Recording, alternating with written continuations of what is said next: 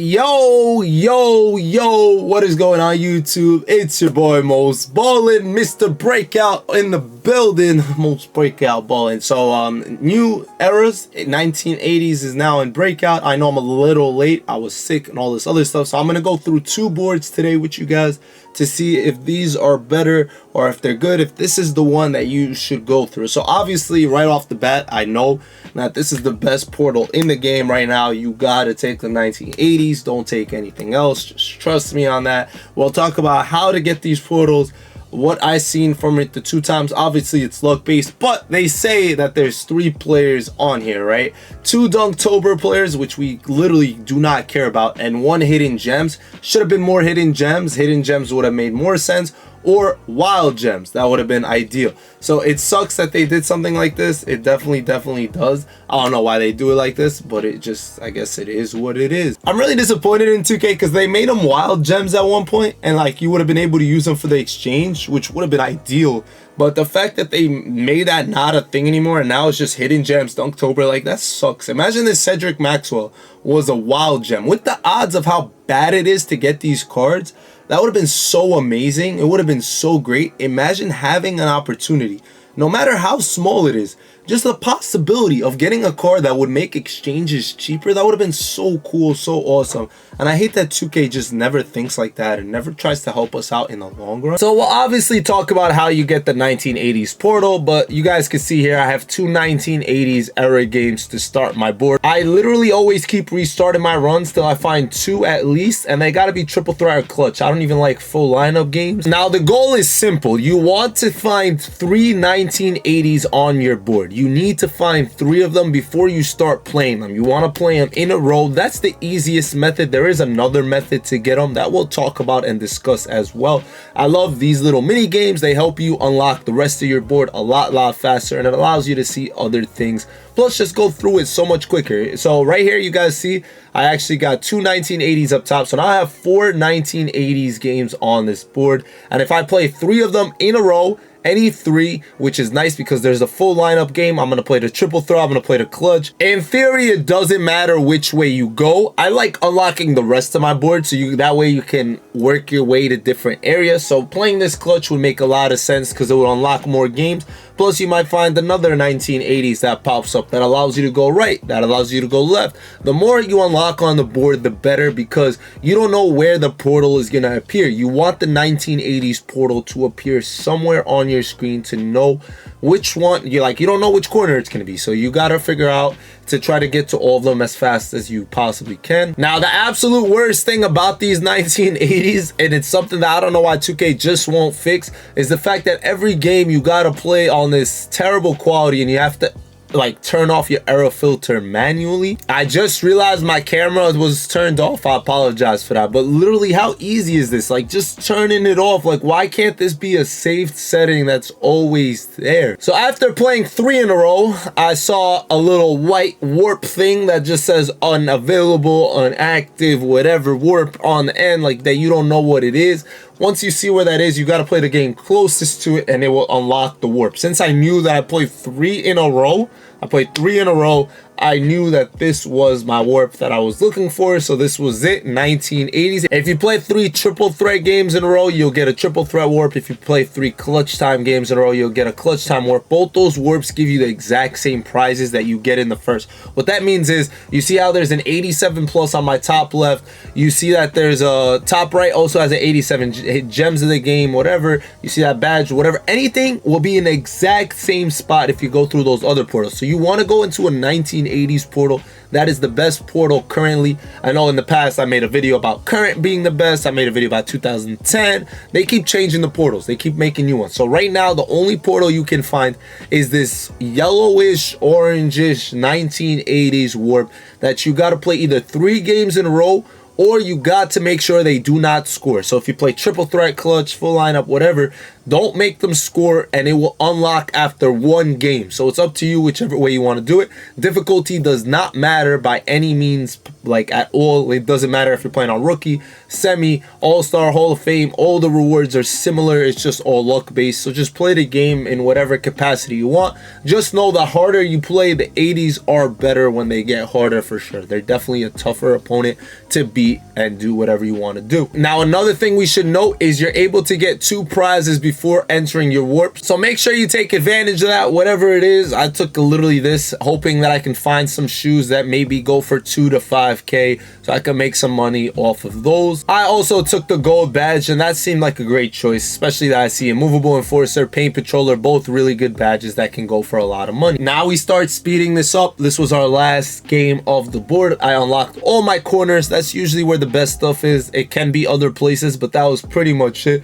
We see 3K there. This is the best reward usually. That makes you the most amount of money. You're guaranteed at least 10K from this because you get to pick 3 different badges from there. So that's always something I take. I always tell you guys, definitely take that when you have the opportunity. Now we scroll down a little bit. You see the 87 hidden gem. We see another one of those, and this beautiful MT value right here is 10,000. So I see a 10,000. I see this, and I see the, like, literally, it depends whatever you really want, but I always take these option packs for badges. You do probably want that Breakout Season 2 exchange on the top right, which I already have enough. I already gotten over 10. You need 13 total, which I already did as well to get the Season 2 completion thing. If you guys didn't watch my last video, you guys should have already seen me taking the badges. From that, I took the legend badges because you guys told me to, and I was able to add them to LeBron. LeBron should be the most legend badge card in my collection, but definitely not a terrible 1980s. It's definitely not bad when you see all this. There's like 5 things you could possibly want on this, right? You want the option packs, which give you 3. You get 3 choices, which is great. You probably want that 87 hidden gem because you could exchange that for a wild gem. I don't see why I wouldn't want that, honestly. Plus the 10,000 MT. You definitely want 10K MT whenever you see it. And then the Season 2 Breakout. So maybe I use Give Me More Game Changers. Who knows? But this was my first 1980s, and now I can show you guys another one. I'm starting to see people ask about the badge sheet. I've shown it before. I've linked it before. I link it whenever we stream. There's commands for it and all that. But for anyone that doesn't know, basically the reason I make that sheet, we update it every couple of days. It's 3 times a week right now. That's how it's being updated. I want to update it a little bit more, but right now that's what we're doing. It's so when you get a choice to pick between this stuff, you kind of have an idea of how much they were selling for this week. This was a pretty bad one, not gonna lie. There's nothing going for much here, and that's probably worst case. This is the worst case scenario where it's just bad, where you don't really know if there's anything you really need or want. But that's just how sometimes it unfolds. Sometimes it's bad luck. You don't get anything you really need. From how bad the other one was, I want to open one more just so I can show you guys what I got for that board. Obviously, we saw that 10K MT as well. This one's way better. Paint Patroller goes for a lot. Slippery off ball is not bad at all. And there's an on-ball Menace Silver, which will definitely take, no questions asked. Great, great, great. Obviously, I would have loved it mixed and matched with the other ones, but here we go. So we're ending runs literally all day, every day, till I find 3 or 2 of the same. Preferably 2 at least, right? 3 would be obviously too good to be true. We got 2 right here, but 1 is a full lineup.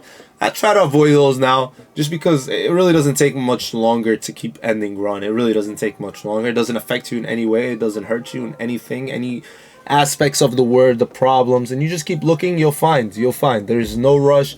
There's no rush to get started. You see that I'm on a really low difficulty. There's no reason to play on a higher difficulty, and you do this for a little bit until at least 2 good ones, at least. And then you saw how quickly I was able to find my 3rd, 4th, 5th, all that. And this is beautiful. There's 3 right here. So this is perfect, even though one of them is a full lineup. Now I could start right away. I can play the triple threat, which is the fastest. Or for me personally, I need clutch time games anyway. So I could play this clutch time game, and maybe it unlocks another clutch time 1980s or whatever the case is. Plus, I'm working my way around. It's like a perfect case scenario. So I ended up playing the triple threat instead. And yo, I unlocked 3 more 1980s games. So right now on this board, I have 6 1980s games. 6, you can't make this up. So ideally, I'll play probably this triple threat so I can unlock that corner, and I'll probably play the bottom clutch time so I can unlock that corner and hope it's on the left side. That would be ideal. After finishing my 3 in a row, it actually unlocked the bottom right. You guys see it says warp unknown. So that's it, because I know I played 3 1980s in a row. So I know it's over there. It sucks. It would have been nicer on the left, but now I gotta work my way down right. So it's cool because I have that clutch time game that I need to play down there. I'm gonna avoid full lineups. I have chicken dinners. Now I can chicken dinner at will. You cannot chicken dinner, which is a game changer. I'll show it to you guys in a second. It's a game changer that skips your game for you. So for example, there's a full lineup game I don't want to play. I click my left analog stick, I press it in, and it will give me, if I have a breakout game changer of chicken dinner, it gets me to skip that game. I basically get the win for it. It doesn't count in your agendas. It doesn't count towards your 3 in a row as well. So definitely, if you have 3 1980s, play them. But if you need it for other parts of your game, you can use it. You can't use this on a challenge game either, like the one for the reward. So you got to use these just to like unlock different things along your board and make it faster, probably to corners and things of that nature. And I decided to fast forward the last board. You guys didn't need to see it, but here we go. So we see 4K. I see another one of these. Obviously, you can, like I said, try to get some of this stuff too. I was looking to see if I could find any players. I already see somebody get the pink diamond wild gem. This is the first time ever now I've seen somebody get the pink diamond wild gem since they introduced this kind of method. I have not before. I do think 1980s boards look a little better overall than some of the other ones, just a little bit, even though they all kind of similar. But once I see like 1, 2, I'm like, all right, I really don't have to play the middle games. I'm cool with just the MT from those alone, because I'm just going to get those 2, and then I can decide from there what I really want. Obviously, I can, if these were like clutch times across the corner, I'd probably play them out. I would probably do that, but instead I'll take something else along the way. Like, great, I could take a hidden gem, I could take a wild gem if I would have seen it, I could take little things of that nature. Maybe I take the Breakout Season 2 exchange so I can exchange it for a Hall of Fame badge, little things of that nature. But those are my 2 1980s. I know I'm a little late, sorry, I was sick and a lot of other issues going on, but we're on the build up. We're building our MT back up for the next festival challenge, and hopefully some of you guys can find some really good things on the 1980s boards. Please let me know. Please share it with me on Twitter, Instagram, wherever you might want to share. And I'll see you guys later. It's been your boy Mos. Hope this video was helpful for the most part, right? I hope it was cool, interesting, all that. Definitely best of luck to all you guys playing Breakout. I'm going to continue to play it because I need clutch time games right now. So I'm going to try to avoid everything else but clutch time, because I'm trying to do my agendas for it. And I'll see you guys later. It's been your boy Mos. Y'all know the drill, and Ballin out.